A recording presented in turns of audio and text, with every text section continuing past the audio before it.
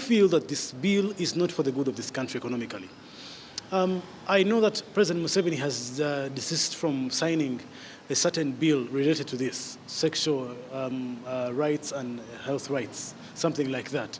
And he's taken time to read it, ask stakeholders and everything about this bill. I know that this country, their donors, about 60%, could be having a hand in this bill because they want it to be passed and East Africa to be recognized as one of the countries that supports these sexual rights. But I'm pretty sure that once it is passed, we're going to be segregated as a region, both economically, socially, and of course, politically. Because as far as this bill is concerned, Burundi has already trashed it. They said we do not even want to hear anything about it.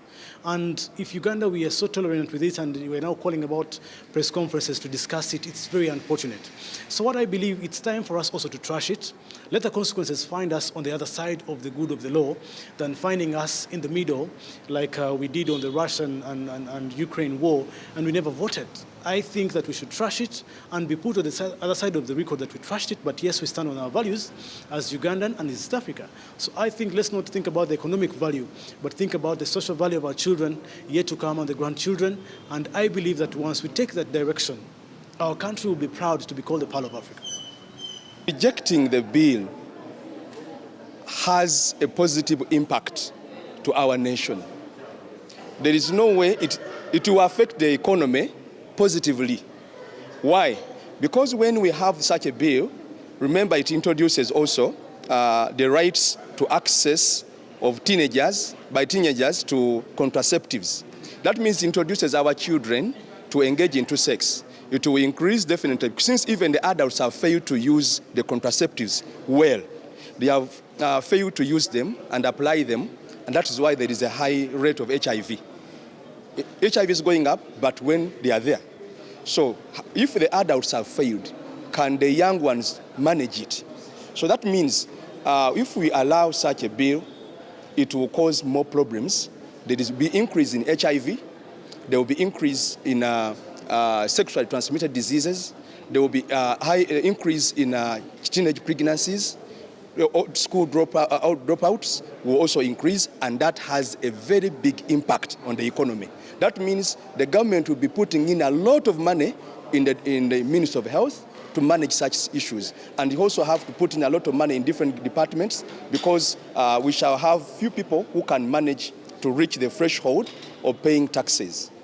So we shall have the tax base going down if we allow the bill. We shall have the budget of health and the rest also going up to manage the situation. So I think refusing it and rejecting it has a positive impact. The economic implication of this bill, on the side of us as church, I don't see much implication in terms of the bill being passed, because it is more on the moral aspect and also more on the social aspect. That is where we shall have more impact of this bill. Of course, anything you're asking, positive or negative, those in the business, of course, who will be in the business of selling contraceptives, selling condoms and so forth, will make their money. But for me, I'm more interested in the social aspect and the moral aspect. Now, in the moral aspect, let us just imagine we allow our kids to go to school with pills, with the condoms. Will there be learning at school at all? Definitely no. There's going to be total moral decay. We shall lose our cultural values, and we shall have a generation that is totally dead in terms of morality, but even socially. Because we believe that whatever we teach these kids in schools, they will have to export it in the society. But let us look at the society that we export, the kids that we shall export in the society that are prone to homosexuality, prone to lesbianism, promoters of abortion, and with all use of contraceptives.